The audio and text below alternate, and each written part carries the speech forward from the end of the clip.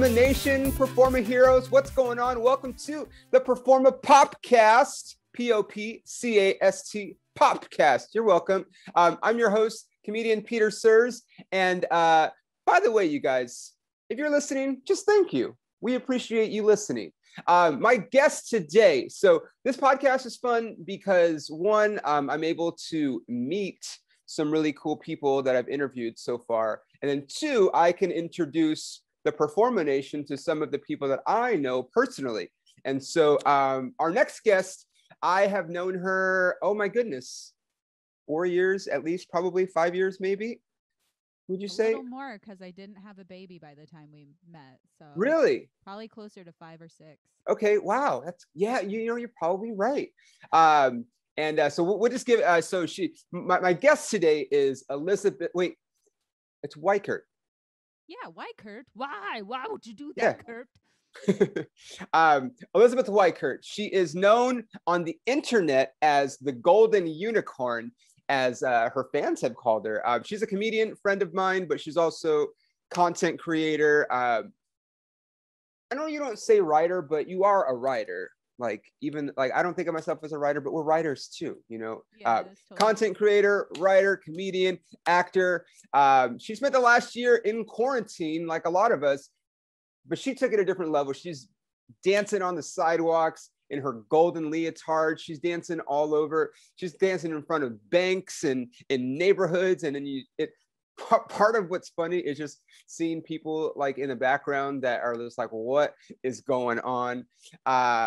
And she's a mom, which is also awesome, that we'll get into as well. And ironically, she is Stacy's mom.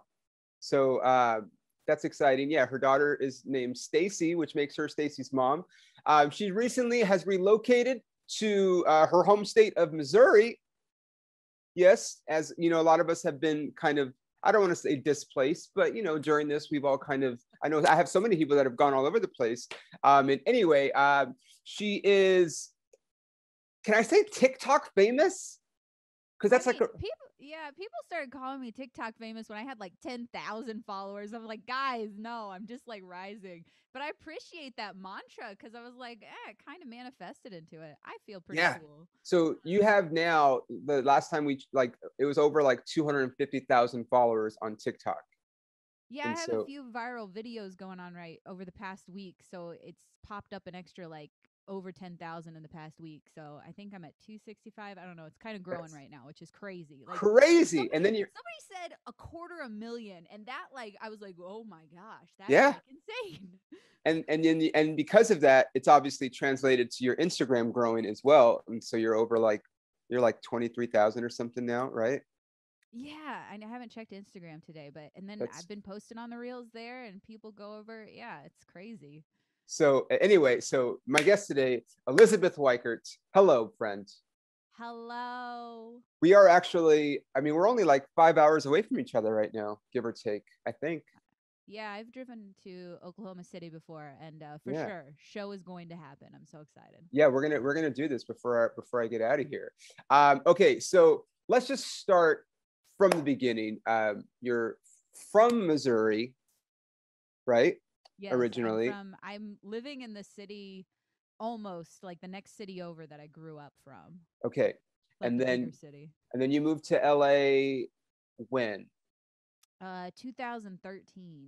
2013. Okay, yeah. So I met you when you were very kind of newer to LA. Yeah, I was super new in stand-up. Couple years, and then obviously acting, doing all your things, and then now with the pandemic and whatnot, you have went back to Missouri just to be close to family and stuff, right?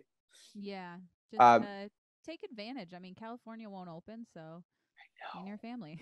Yeah, that's basically me right now. You know, it's like, I love it. It's, for me, it's home, but it's home. It's always going to be home, but it's not what it is. So like, to be there right now is to be like, almost like you're romanticizing the old days, kind of, right? 100% on that one. Yeah. Yes. And then for you, you know, someone who's obviously now TikTok famous, like, you can kind of do what you do from anywhere. Yeah, that's kind of the nice sweet point of it all is like literally everything I do is online. And then with acting, it's like you do self tapes and submit them in. And now I got my fully vaccinated. I got my second one today. Oh, I got my first shot yesterday, actually. Nice. Well, when people hear this, I will be fully vaccinated. But yeah, I got my first shot.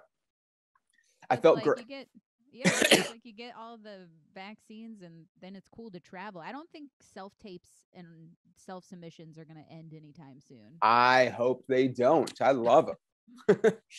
It's, I mean, because, okay, so for those of you guys, so I don't know how long, as long as I've known you, you've lived in Orange County, Yeah, right? I've stayed in the same apartment complex the whole 8 years I was there. Okay, so, It was crazy moving. so where Elisabeth lived in relation to LA, 30 miles without traffic, Yeah.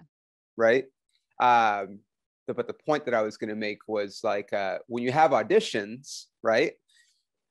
And you have to go in person because I was living for a few years down in Hermosa Beach, and so that's only like 15 miles from actual like Hollywood, but it might take me, an hour and a half to get there, an hour and a half to get back, and so you're driving from Brea to auditions. That's at least an hour, if not more.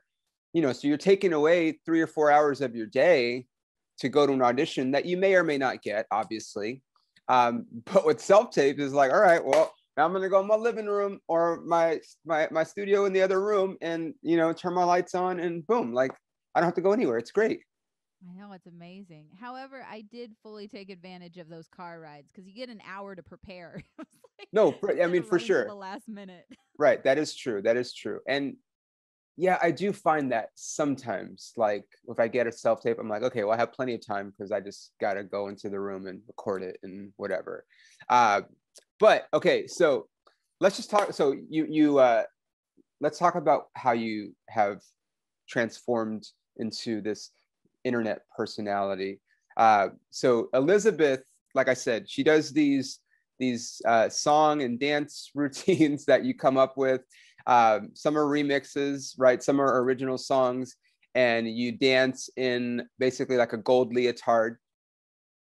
That's a Right? pretty good summary. Yep. And I mean, obviously, when you started doing these, you had no idea what they were going to become and what they will become. Because by the time people hear this, they might be even bigger than what it is right now, right? Your point. Yep. So what was like, was it, because for me, like as as a comedian and whatnot, like I will just, something will come to me, I'm like, oh, I'll film this. And then it's bam. So for you, was it like that? Or did you have like this brainstorming session where like, oh, I'm going to start doing these types of videos?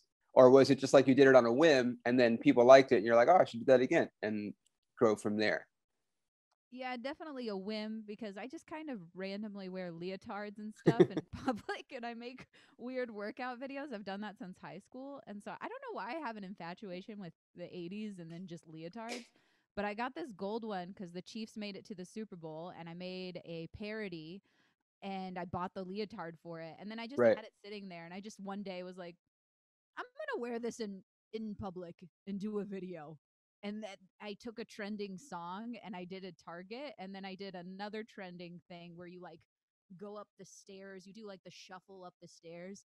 And so I did the shuffle up the stairs in the leotard, and that one like for my content because I think I only had like 4,000 followers at the time, which I say only because to me 4,000 was insane because I didn't have that on Yeah. any other platform and that video took off where it got about 500,000 views. So I was like, oh my gosh, it went viral. And I'm like, well, I guess I'm just going to keep wearing this thing. Uh, I just, it took over my life after that point. And this was like right at the beginning of COVID, give or take, Yeah. right? It Like, was like, I think I posted that video at like 2 weeks before. Like it was okay. end of February, early March. And then when the pandemic happened, I started teaching my fitness classes that I was teaching at the gym. I started teaching them from home. And on Saturdays, I would do Fun Outfit Saturday. And so I teach my class in the morning. And then I had like a funny outfit, whether it was the gold leotard or some other 80s leotard or spandex extraordinaire. I don't know. It was something interesting. And I was like, well, I'm in this. I might as well do one of those TikTok dances. And then I was like, well, if I'm going to do a TikTok dance and learn this choreo, I might as well do it on the street because I'm sure if people are driving by, they're probably an essential worker. So their life, probably stinks and they're probably scared. And maybe they would like for 1 second to not think about the fact that we're in a giant pandemic. And so I did it outside and I would just like wave to people after I was done. I'm like, hello, hello. And I do like weird things just for the people driving by that never got recorded. And, yeah, that was kind of how the street stuff happened. I would do it once a week and then I was just like, well, this is pretty funny. And so I started doing it more. Because you were doing them like, you're doing them like in the mall and like at shopping centers and then like in your neighborhood. And it's just like, obviously there are people, like anywhere in LA, really anywhere for that matter. If you've got like a camera or a phone and you're filming, like people are going to be like, oh, like what's going on? And so for you to do that, with this, I'm just picturing people like, what the fuck is going on right now? Like, because it's normal to see people doing that, but like you're obviously dressed up, and so they're like, well, wait, like what's going on? Like, is there like a camera crew also like nearby? Like, what's, you know what I mean? Like, it's got to be odd for people like passerbyers, I guess that's the word. Literally everyone is like eyes on me when I'm walking up, and my husband always films everything. Everyone's looking at me. As soon as the camera's on, everyone's like, it's like they don't want to get caught on camera Right. judging me. Like everyone in California is afraid of being judged or like being that person. They're like, I'm not going to be a Karen today. I'm going to look away. And that's always the main comment is like, how is everyone just like ignoring you? And I'm like, they don't. It's only when the Right. camera is on that they're like. So your husband, I'm glad you mentioned that, because I was like, your husband is the one that films all of these. Like 90% of everything. There's the few when I've done hiking. I went hiking with one friend during quarantine and I did a lot of parkour stuff with her. Uh-huh. Like, the office parkour, not real parkour. Right. And she would film those, but everything else is my Is husband. is that the one where you did like, it was like Lady Gaga, like when you're out like Oh, yeah. in the mountains or something? Like Yes. so random. I'm like, where the fuck is she? Like, where was that anyway? That was like right outside of Brea. Is like a little path, like I Oh, think okay. Carbon Canyon or something. Oh, yeah, But yeah, it was the most yeah. desolate thing I could find that was like similar to her music video. That music Right. video came out and I was like, well, I gotta parody that. And I already Yeah. had a leotard, so I ordered the wig before like everything shut down because I was like, oh, it's gonna take forever. So I ordered the wig and I'm like, okay, I gotta do this. This would be funny. Yeah, because you do like I mentioned in the intro, you do some original pieces, but then you also do parodies. Yeah. And so when when you do parodies, are you like, because I don't know, like, is there like a music sample that you're taking, or is that something that you do, or that someone that does, or like I have no idea how you do that. Normally for writing a parody, you can find, I have to really search YouTube of who has created the backtrack that is like That you basically can free to use. use. Yeah, Right. because Yeah, there's yeah. some that it's like the karaoke versions, like they don't sound good. And so you have to find one that sounds good. And then they also have to have a release on it so you can use it. Got it. And so it's a lot of YouTube searching for that. And then I just, make up all the lyrics. I have Right. had to one person, but they created because it was technically like a parody of a concept of kind of like the cha-cha slide or the Cupid shuffle kind of esque, and I was like, it's not the same. It was an original song. I go, but I want that vibe of that kind of like to the left, but it wasn't the same. So that one was like I had to custom somebody to like make something new for me. Oh, okay. Yeah, Uh, it's a whole thing. It's a lot. so like, with your husband, because I'm assuming your husband's working from home also. Yeah, he's worked from home since he's always worked from home. Oh, so this is nothing new for him. No. Our Yeah. life, like as far as day-to-day practices, didn't change too much. I just like, I couldn't go to comedy clubs, so it's like, and doing improv and going to acting classes. It was like I missed all of those activities, but our home life was pretty similar. Okay. So is it like you're like, okay, on Tuesday at 2 we're gonna do this video, or is it like, hey, get out of the couch, we gotta go do this video right now? It's like both. We schedule some, but if I get an idea, I'm like, I'm putting on the leotard. Let's Yeah. go. And what is your daughter's what, like 7 now? Oh no, she's 4. 4. Why did I think she was 7? No, yeah, we did the math. What does she know about this? She thinks I'm a superhero, I think. She's 4 now, and I started doing this and she was 3, and she's like, Mama's a superhero, I want to be a superhero too. And so she'd like dress up. Sometimes she calls me a princess. She does know I wrote a lot of original like clips of songs during the pandemic. They were based off of a Facebook meme where it was like, this is your quarantine debut song, and then on your birthday and your birth month it gives you a song title and a featuring artist. So I was like, these are funny. I should make these into clips. And then my daughter started knowing those as play mama's songs, play mama's video songs. And so she would like request video songs. So Oh, that's kind of okay. what she knows. I think she's still kind of confused about what I do, but she just Yeah. knows I make videos, which also is kind of a weird thing to say. It's like, my mom makes videos on It's gonna be YouTube. weird when she starts interacting with more kids and then the kids like know who you are. Yeah, Like, probably. your mom's the unicorn. I Like feel that's like fun. that's like the older age, because I'm like, I know a lot of younger kids think I'm cool, but I'm like, once it starts getting like probably past like 9, that's when kids are starting to get like they understand and then they get embarrassed. Right. Like, God damn it, mom, why you gotta put on that stupid leotard again? And at that point you'll be like, hey, this leotard bought this house, dude. Shut up. Yeah, right. Okay, so obviously you're making great videos during quarantine. I like to ask people, like, did you find yourself binge watching or watching things during quarantine that maybe you wouldn't have watched, obviously, when we weren't in a pandemic and we had to be home? um, I definitely watched Tiger King for sure. Oh, hello. Um, hello. I think everyone had to. I mean, Carol Baskins. Uh, But I tell people this all the time. So, like, right now I'm in Oklahoma City. So it's, it's a city, it's normal. But like, when I was on the actual farm in the summertime, um, that like the people in that area, that's more like what the Tiger King type, like what people think of like Tiger King and like what they think of Oklahoma, that's like where my girlfriend's from. yeah. That's not an exaggeration. Like, I met, aside from the gay thing, like a million Joe Exotics last summer. I know, how forward is he? Like with I was whenever like that kind of played it, I was like, well, look at him, good for him, because it's like it's pretty much just country style. Yeah, I was like, I feel like at home watching this show. It's real, but it was really weird how, like, because there's a lot of, I don't think I'm going on a limb by saying this, but they may not be vocal about it, but there's a lot of homophobia in those parts. Oh, they're vocal about it in our neck of the Yeah, woods. At well, I least thought, whenever like, I was in high school. Yeah, yeah, like some of them will be like, well, I don't think, so for him to be so accepted in those parts is odd because he is so like out there.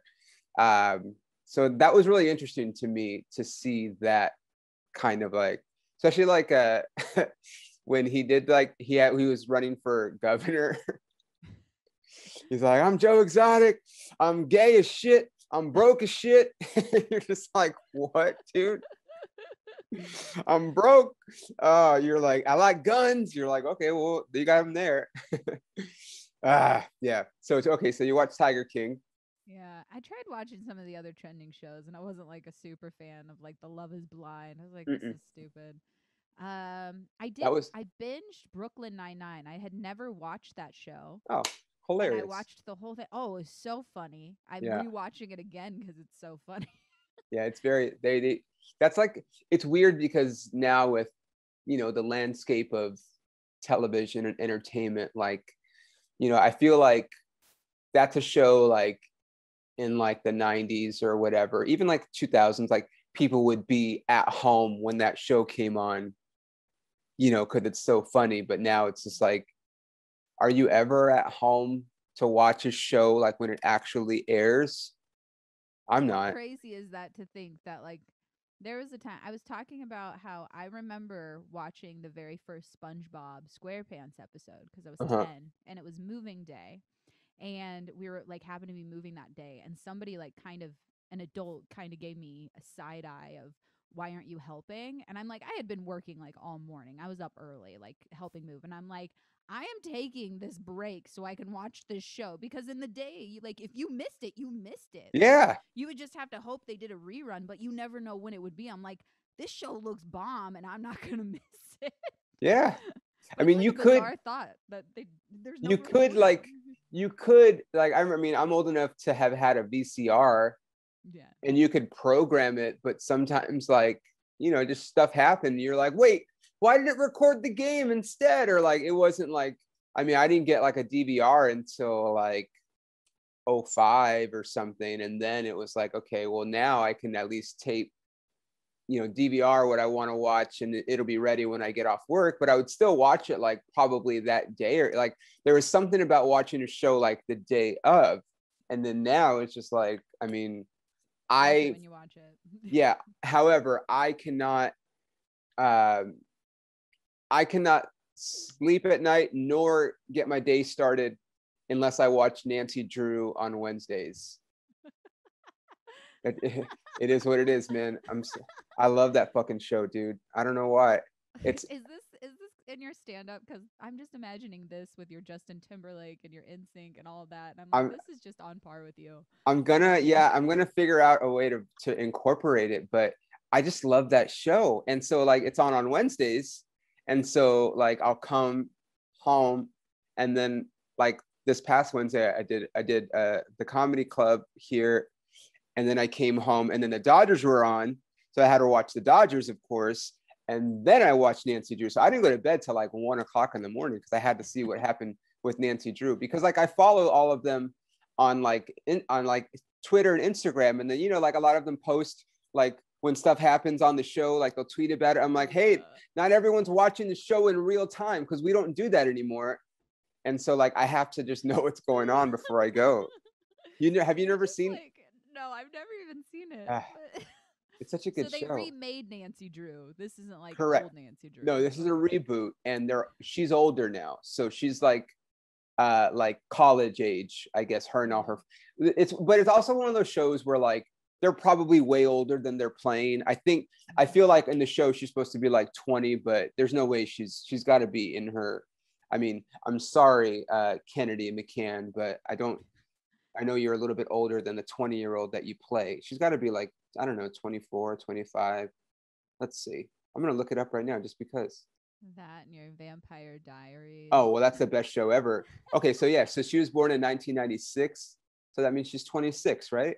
Yeah. Or no, 25, Right. or going to be Yeah, 25. Yeah. So 25, that's about what I thought. So yeah.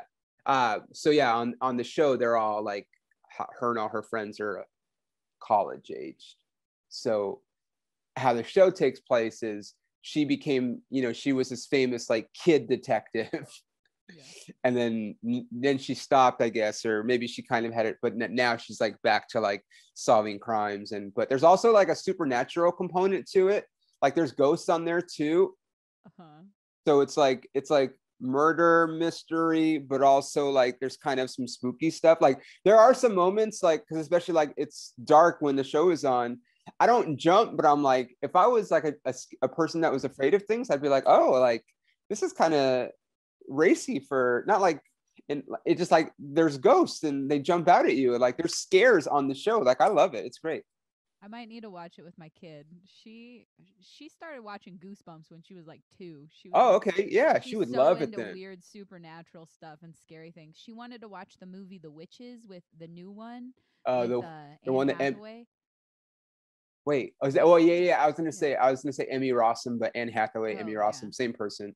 Yeah. uh Uh, that's it's the one, it's that's the one that she it's got in scary. trouble. Isn't that the one Yeah. that she got in trouble because her hands, and they were mad because it was offensive to, I mean, not that it, I'm not Was going to say anything. offensive?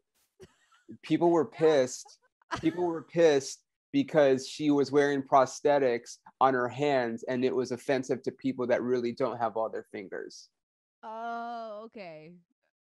And I'm just like, I I'm also mean, gonna stay silent on that one yeah, because exactly. I would like to have a career in 10 years, so I stay silent on a lot of things. Basically, Yeah, if it doesn't affect me in my life, I'm just quiet about it. That's what I've learned. I just like, I mean, Um, I mean, as a comedian, like, it's at what hard. Yeah. at what point can we just be like, can we just like let shows entertain us, or let movies, and like, not Yeah. everything has to be like a virtue signal opportunity to raise your, like, I don't know, man. It's a lot. Yeah. It is. It's hard to navigate the 2020s right now. Yeah, I mean, Yeah. I'll tell you what though, I will say this, from, as someone who has luckily kind of been working a little bit comedy wise, people want to laugh still, man. Yeah. And that's my job as a comedian. Our job is to help them laugh. So I will, if you see me on stage, just know that I'm not going to hold back anything when you come see me. That's all. That's I'll the same. just, That's the same. I have to do my clapbacks every now and again. I get yeah. known for my clapbacks and responding to comments and stuff. Oh, do you And respond to comments? yeah, Oh, really? that was that was my thing from the beginning. I responded to every single comment that came on my page. And the first time I went viral with that one video, I stayed up until like 3 a.m. just trying to respond to every single comment. Now I just respond to as many as I can in the first 24 hours because Uh-huh. it's too insane. But like for mean ones, sometimes if they keep coming at me, I'll just block them because nowadays you can get banned for stupid trolls on Twitter or on TikTok.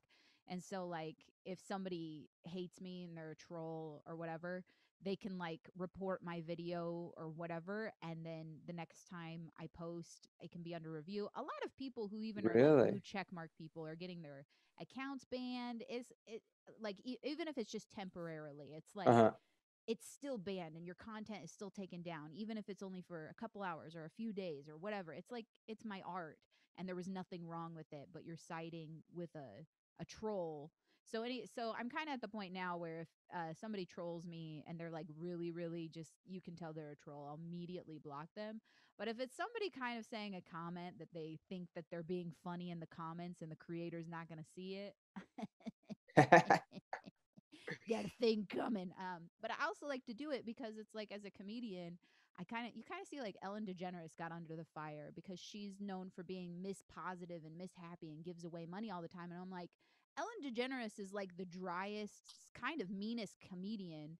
And people forgot that because she's a talk show host. And I'm like, I'm kind of, happy go lucky. I'm very positive for sure. But I also want you to know I'm going to tell you like it is. And I don't want you to be surprised when I come at you harder than you came at me. Right. So, I've had a really hard time, like, for me, it's YouTube where people seem to leave like mean comments, mhm. when something like is trending and whatnot. Um, and it's like a part of me, because like on Twitter, Instagram, and Facebook, I do not argue with people. I'll delete comments if I'm just like, especially if it's someone I don't know. I'm just like, okay, I'm just gonna delete it, and I just don't respond because I know that's what they want, especially if it's like a troll account. But YouTube is the one where like people will leave like really mean comments, and I'll be like, okay, how do I play this? And I've been not, but every once in a while, it's like the thing is, I was talking about it. I forget what I was talking about, but it's like I'm literally I will never post a video of me bombing. Okay. Not that I don't bomb, because when I'm working on stuff, or even sometimes when I'm not working on stuff, like I will bomb. I'm not going to post that video because obviously I don't want anyone to see that. I'm going to post a video where I'm doing well on stage and people are laughing. And then when someone goes on there and is like, that's not funny, blah, blah, blah. And I'm just like, there's already people laughing at it though. Yeah, Like, those people, that drives me nuts when people are like, this is, I get the comment, this is why women aren't funny. That's it. oh, Which is well, so, even, it takes the trolling to the misogynistic level. yeah, But, yeah, yeah. it's, those kind of comments I'll ignore because I'm just like, Yeah, to who you, I'm like, keep scrolling. You're on the internet. Why don't you go make up some comedy and show me how to do it then? Like, right. And that's always my thing. It's like, I, I, I'm already working. I already got money for that clip that you saw. Like, I was literally paid for that job. So I don't care what you think, but also like, let me see your clip. Like, it's, go ahead and try it. I dare you. I dare you to get on stage in front of strangers and tell them whatever you think is funny and let me know how that works. Right. yeah, it's harder to clap back at people on YouTube because I am a little vicious. I'm the clapback queen for a reason. I will go to your profile and I will find out the personal details about you and I will use it in my clapback. And I do it in such a beautiful way that I never seem like I'm being a huge dick. I am just being, I'm just responding back to you. So, Okay. and but it's hard on YouTube because most of the time people on YouTube don't put out content. Right. Whereas like Instagram and TikTok, there's always something. Yeah. Um, what let me I'm gonna these are a couple hard questions. I'm gonna intermix the hard and the easy ones. Um, what's your biggest failure and how did you learn from it?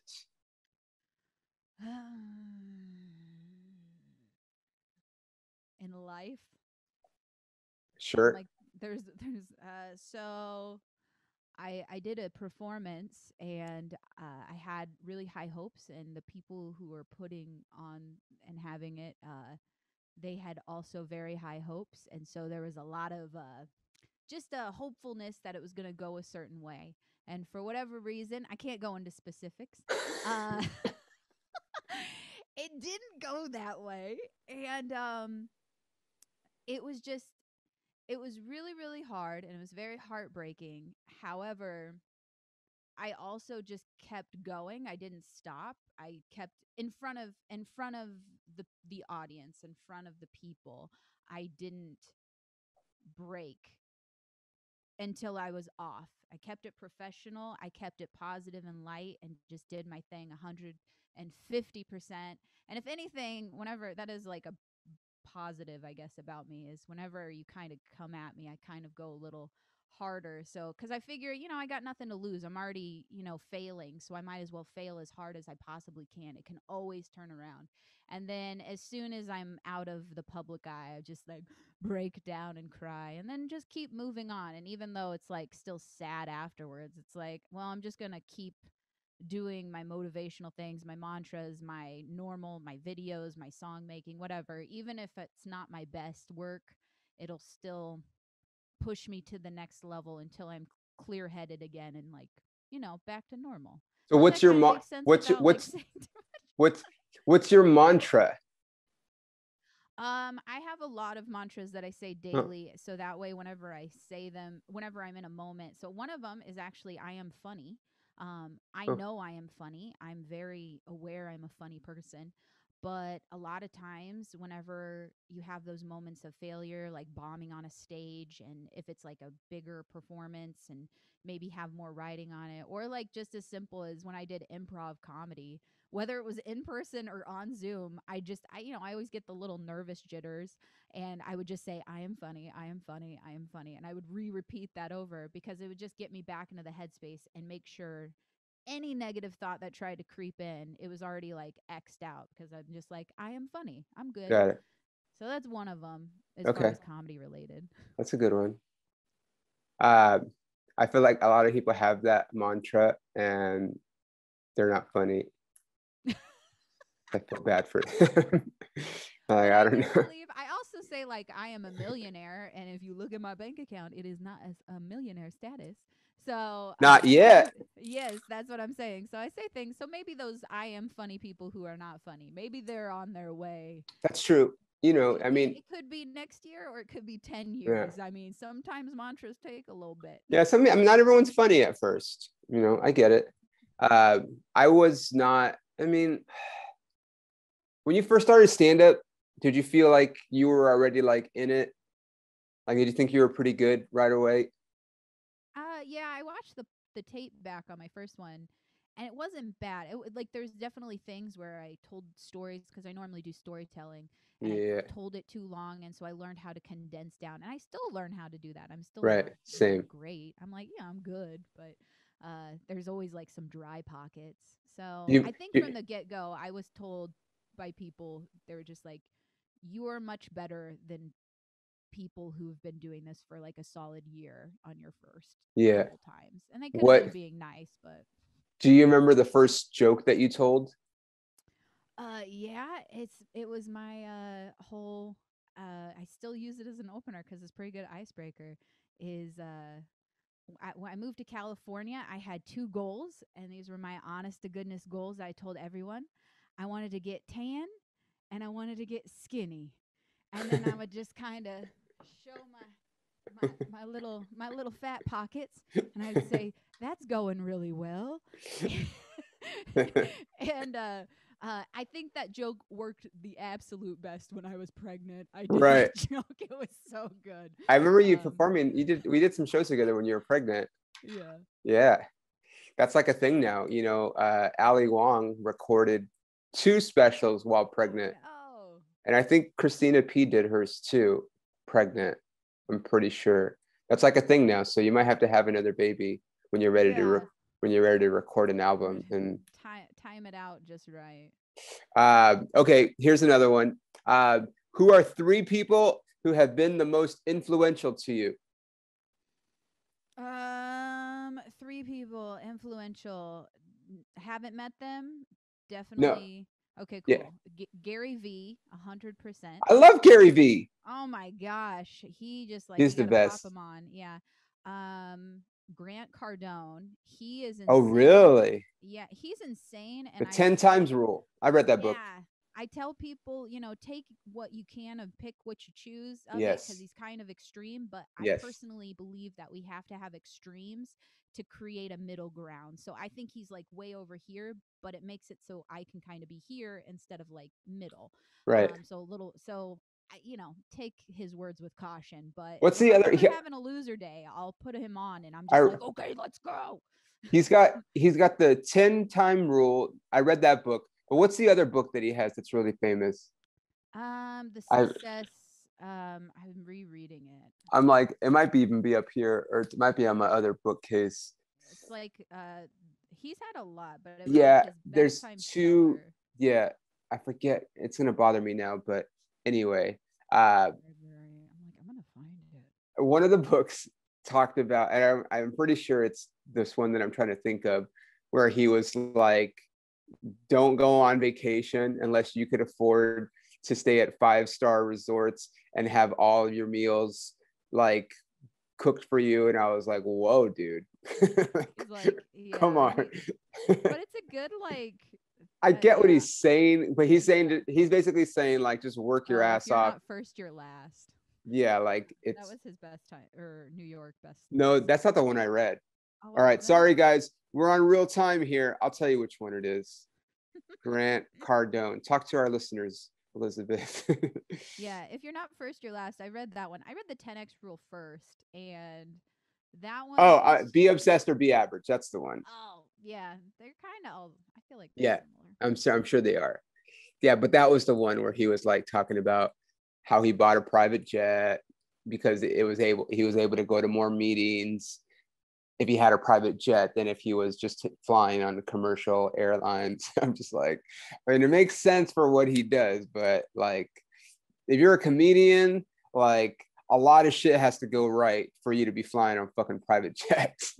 That's why I say I'm like you gotta take the crazy and the extreme and then find out where you fit into it. But definitely like that kind of thing. Like so, I had taken a trip to New York just for vacation and fun. It was our 10-year anniversary for my husband and I, You guys have been and married for 10 years? oh, now 11. I Wow, mean, that's crazy. that was in 2019. It's crazy. Wow, congratulations. Thank you. And but a few months prior, I had just quit my day job and we were living off savings and I was taking, whatever gig and job I could get from in between there. And I was making some money and like, and worked at doing fitness and stuff. But it was like, there was no guaranteed income from me. And I did that just a few months before our anniversary, but we had already really wanted to do this. But I was just, there was that kind of like teeter totter, like, should we not? But it was kind of like those craziness of Grant Cardone of being like, you know what, you need to live in the lifestyle you want. And, we figured it, we could have not spent that money, but it wasn't like we were putting on credit cards. We were like, just using savings. But it was like putting out that mindset is, I'm going to spend this money because I know it's going to come right back to me. I deserve this trip. And and I was so happy I took it because A, it was like before the pandemic. It was like our last vacation before that. And then B, I just learned so much about myself while on it. And, yeah, it was just like that kind of mindset. I think he kind of sparks that in you of like, take risk, do things. Sometimes it doesn't work out, but overall in life, it'll come back to you. And sure enough, it did. I like the 10-time rule. Like that one for me makes a lot of sense. Yeah. And that's basically like, if you want to make $100,000, what you should a year or whatever, you should actually aim for $1 million, because if you try for 100 and you don't get it, then you're making way less, obviously. But if you try for $1 million and then make way less, you trying 10 times, then you might actually end up closer to that 100 or maybe even more, and then you exceeded what your original goal was. Which I was like, oh yeah, that makes sense. There's more to it than that. Yeah. I feel that's like kind it of makes me go back to my kid hopefulness, because when we're kids, we're hopeful and we have big dreams. And I used to always have that mindset when I was a kid, and then somewhere in adulthood, with bad things that happen to you, you start to shrink. And so it was kind of like opening that childhood imagination and belief in life. I do not. I still do, but like also have the same kind of ambitions I did as a kid.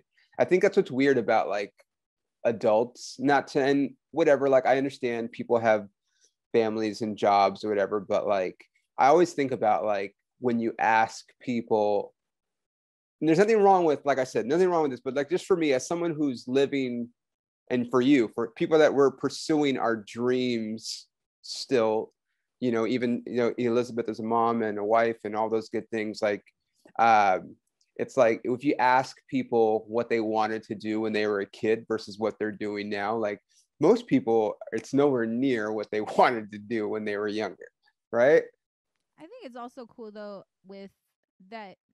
I feel like people, not everyone, but a lot of people, because I talk to these people, like they go to school and they go to college and they put all this money into a degree, and then they feel like, and maybe they do a job and that job satisfies them for like 2 years, but then it starts to not satisfy them. And they're like, well, this is what I always want to do. I should be so happy. And I'm like, well, it satisfied you for like 2 years and now it doesn't. So find something else. And so I feel like it's also like this fluid thing where I always said, like, I want to be an actor, but if I one day change my mind and I'm like, I want to be a director, then I'm like, I'll be a director. If one day I just want to make TikTok videos, I mean, I never said that, but like, if that gave me pure satisfaction only, like, sure, I do that. It doesn't, but like, it's like, but it's one of those like little facets of just being fluid and accepting if your goals do change. Cause I think a lot of people get stuck just because they won't change with their goals. 100%. Who is the third person? I say Jim Carrey for sure. I grew up on Jim Carrey, and I feel like very crazy like him and very free. He kind of, but he definitely has like his on-stage persona and then his like, home life persona. Right. And he kind of came more into that as an adult. As far as like the flip-flop. It was nice seeing him in Sonic, because in Sonic the Hedgehog, the remake, I forgot he was in that. I didn't watch it. I'm gonna be honest. He's the bad guy. He's the only reason it's a good movie. Because it takes you back. It's like nostalgic for people like my age and just that grew up on the Jim Carrey craziness. Right. And so I don't know. I guess he always says wise things. There's always some good quotes, but he is great for quotes now. Like he's become like a very good, like he'll say, like he's the one that says I don't this, and I might be misquoting, but like the gist is, you can fail at anything, so why not fail doing what you love? And I'm like, Yes. yeah, I get that 100%. I also, actually, you might have too. Uh, well, I don't know how I can word this without, there was a person that I used to work with. That's probably how we met initially. And he was dating Jim Carrey's daughter. Oh yeah, I know who you're talking about. And she would come to our shows sometimes and tell me I was funny. And I'm like, wow, Jim Carrey's daughter thinks I'm funny? Like, she's seen it all. You know what I mean? Yeah, And that was, that's quite the compliment. I thought so Like, too. I would like think about that in my dark day. That should be in like your mantra, like Jim Carrey's daughter thinks I'm Yeah. funny. Like just a reminder. Yeah. Like, I just like, it was, and, I was still, a few years. I mean, I'm still early in my career in relation to like some people. Like, I've only been doing stand-up for 8 years. We got people like Joe Rogan that's been doing it for like 30 years, and Seinfeld's been doing like 40. You know what I mean? It's like, I'm still such a baby when it comes to like how that works. But to hear that, like, you're like, oh yeah, okay, I'm doing something right. Like, that's cool. Let's see. What are some resources that have helped you along your journey? 100% my acting coach, Shannon Sturgis. Oh, okay. The Spicer Sturgis acting school. So Yeah. also Aaron Spicer. Aaron Both Spicer. of them just like La Cienega. Yeah, La Cienega Boulevardes. Mm-hmm. I always think of Proud Family whenever I'm on that street. Of what? Proud Family from Disney. Oh, I've never seen that. See, It's like a cartoon show, and one of the girls in the show, her name was La Cienega Boulevardes. hilarious. I know, it's so funny from like a Midwesterner, and then I like rolled up to LA, and I'm like, wait a second. But yeah, because that was like my first acting school when I moved out here. And, Okay. like, I had so many life lessons from them, and then also like whenever just like needed help, it's like those are the people. They were like my family, and everyone in the studio is like those people were my family. Is it like scene study, or is it like Meisner? Is it what kind of like, what's the method that's like that's one of the few schools that I actually never took classes at. I've been to a lot of them. Yeah. Sometime.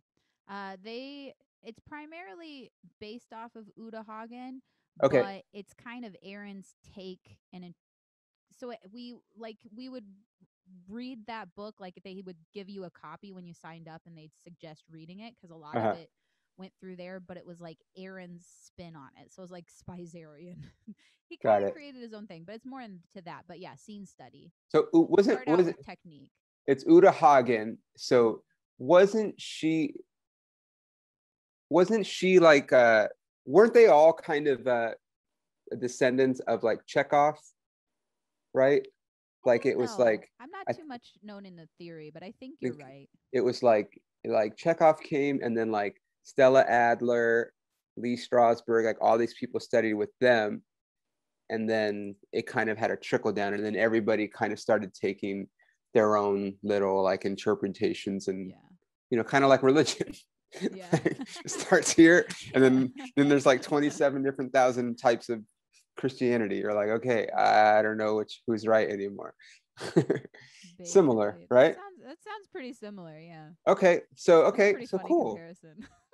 That's so I always see this like especially like during award season, when like actors win their awards, casting people always get mad that they don't get any props, and like, because it's usually like the agent, the manager, blah blah blah, and like, but also like very rarely does the acting teacher get like a shout out in those speeches. It's always like I said, the manager, the agent, the producers, blah blah blah, the wife, God. But the acting teachers and the casting directors do not get a lot of love in the award speeches. I know, and they're kind of like the gatekeepers. I would think so. The acting coaches are the gatekeepers to your talent and using your instrument in the right way, and then the casting directors are the gatekeepers of getting the job. Like The casting director. Casting directors have to believe in you because that's how you get into it. It's like I've done some casting director workshops of just like, it wasn't a workshop, it was like a Q&A type It's thing okay, over Elisabeth. You quarantine. can admit that you got suckered into doing a casting workshop. They were all free.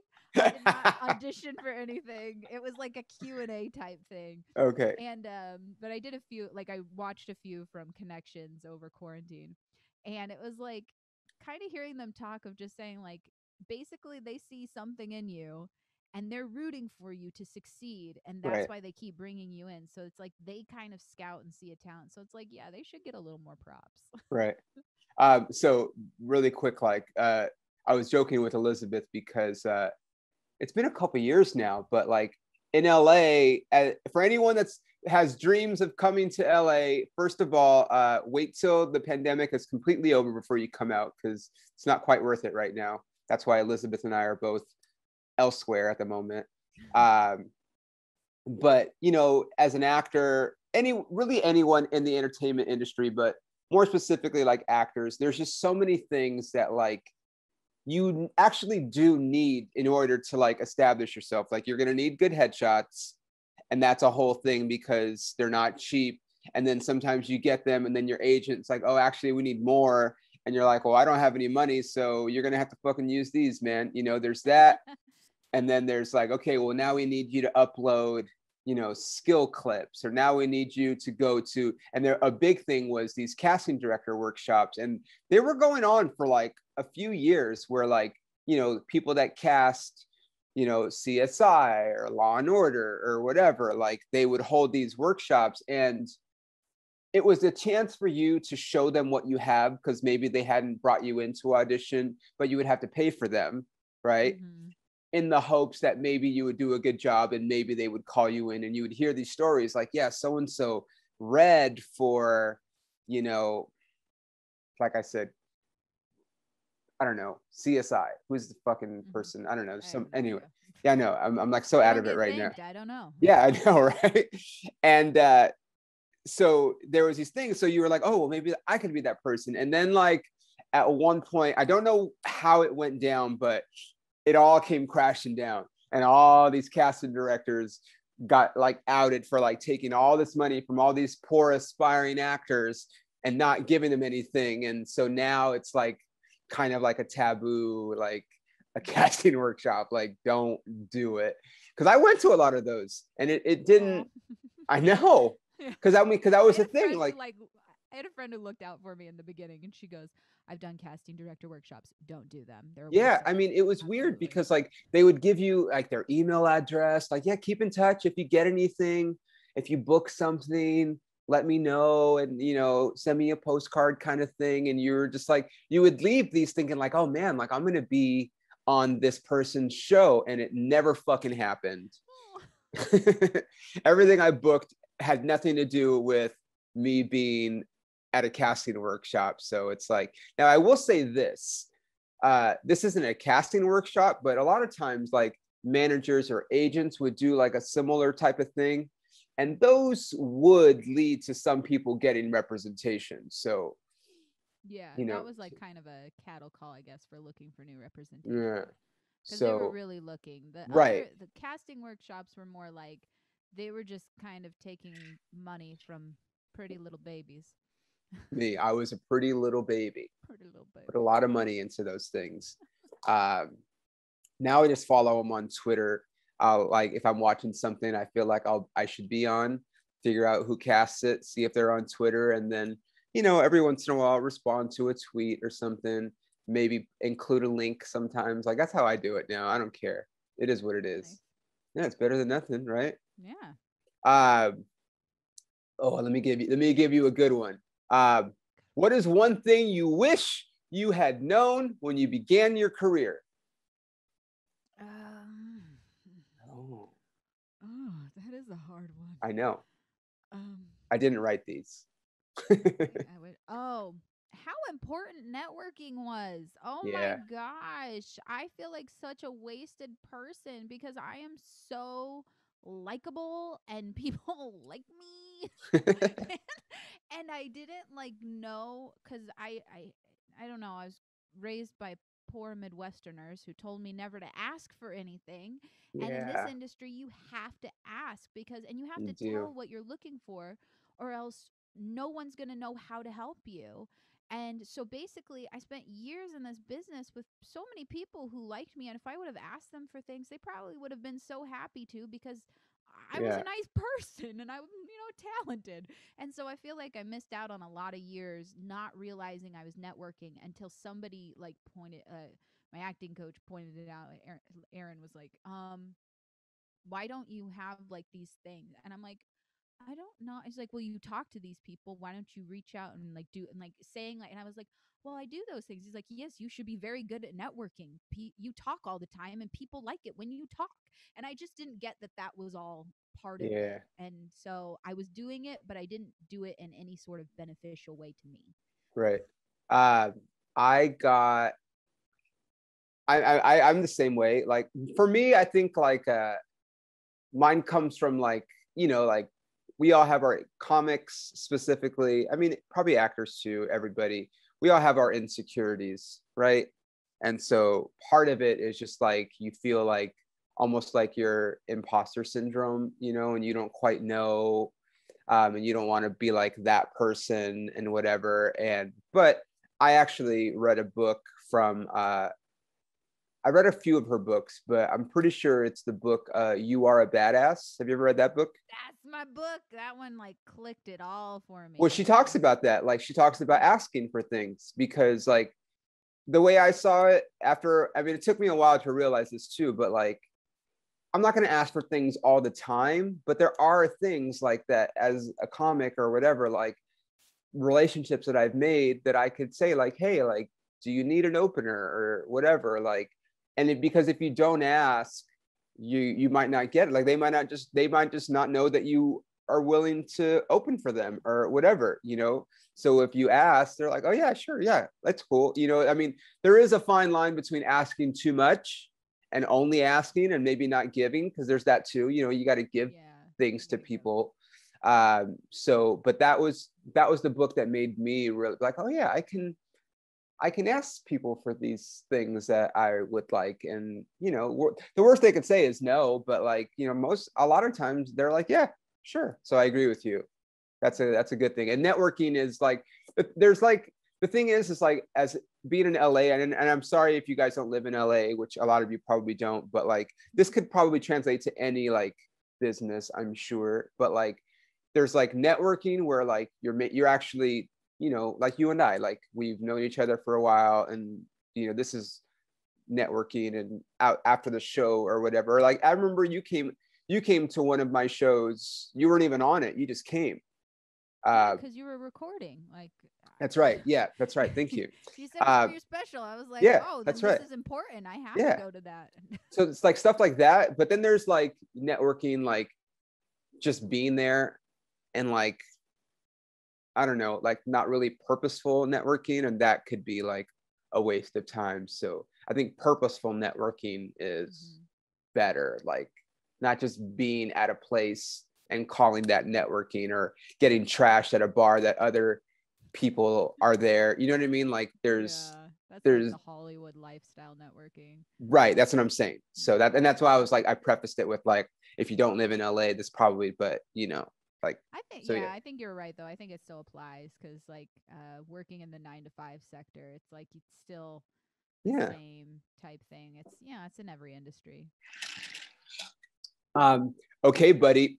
What can we look forward to so this will probably come out in the future. So if you have anything coming up within the next couple months that is exciting that people should know about?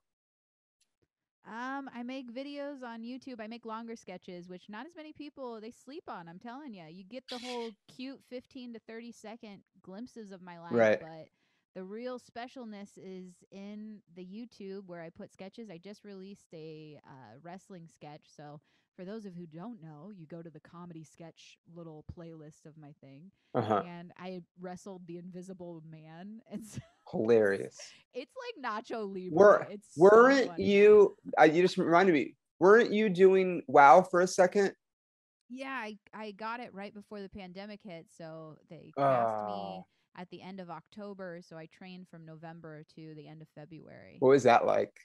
Oh, it was crazy fun. It was like the best exercise I'd ever done in my life. Like every muscle I was like, do I have 10 abs underneath all of this blubber? I'm just saying, and then the neck muscles, these neck muscles, I was like, oh my gosh, they're so beautiful. Like it was a lot of fun. There So was still you guys some, were learning how to wrestle, obviously, yeah, like which learning the none of us stunts and had, everything. yeah, none of us had known. Like, Uh-huh. yeah, most of us, none of us had any sort of prior training. And then were you guys doing like fitness as well, or just like No, learning how just to that. wrestle? Okay. Yeah. Which that was it. I mean, you'd have the warm up and stuff, but that doesn't constitute anything. But Right. doing Okay. like those flips and the rolls and like Yeah. all all the Jumping, bumps. Oh you my jumping gosh, off like a top rope at all? Anything like that? yeah. We did the monkey. What's that one called? Um, I love wrestling. yeah. See, that's the thing. I wasn't like super. A monkey flip. That's what it was. 'Cause somebody's Uh-huh. on the rope, and then the other person goes and they flip through them, and they get on the shoulders, and then they flip them over or something like that. I would Uh-huh. explain things to my husband, and he would like tell me the Right, right, right. wrestling jargon because I wasn't as savvy. I was like studying. I had to use my smarts for that. Did you have a finishing move? I did not. I was not that far in the game. Ah, I know. okay. I need to create something really cool. Yeah. But yeah, it was so much fun. I really do like, obviously, because then I went and threw myself around in a ring, and I was told by David McLean, he was like, "You've got some of the best bumps I've ever seen." Oh, okay. I There was you like, go. "Thank you." Yeah. And So might you pursue some wrestling later, like a special guest on Raw or something? yeah, I think that'd be cool. I think I would. I don't think I would do it as. I was glad, kind of. It was silver lining pandemic hit because it was kind of tearing so much time out of my day because Yeah, I trainings were bet. 2 hours a day, plus travel to Long Beach and back. So I'm Right. spending 4 hours out of my day, and still was trying to do everything else with acting, and I was making TikToks at that point too, and it was just like a lot. And I was glad that it kind of took it away for me because I don't know if it was the best use of my time. I think it was a really Got it. great use, but I don't know if it was the very best use of my I time. got it. Okay. So Fair maybe enough. special guest star, but definitely I'm not going to be a wrestling champion of all Okay. time. Not with that attitude. No, no. Okay. Tell everybody where they can find you, Elisabeth.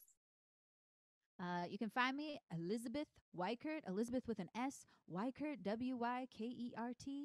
I am the only Elisabeth Wykert in the United States, quite possibly the world. So as Yeah, long as you maybe. spell it right, you can find me on Instagram, Facebook, TikTok, Twitter, and YouTube. I'm on all of them. Not Okay. Snapchat. And I'm it's all the nobody. same, the same name. Perfect. Yeah. Yep. Make it easy. That's same thing. Like Real easy. I was not the only one with my name, but then my dad died. So now I am the only one. So it's just me, you guys. Just me, Peter Sirs. Um, cool. So, dude, thank you so much for being on. I'm so excited. Like I said, by the time this airs, you might be like, I mean, you will be even huger, and they'll be like, oh my God, they got Elisabeth Weikert on the podcast. So this has been exciting for me. We're going to definitely do a show or two while we're still both out here within driving distance from each other. Yeah. And this has been great, man. Don't hang up. I'm going to end this, but just stay on for a second.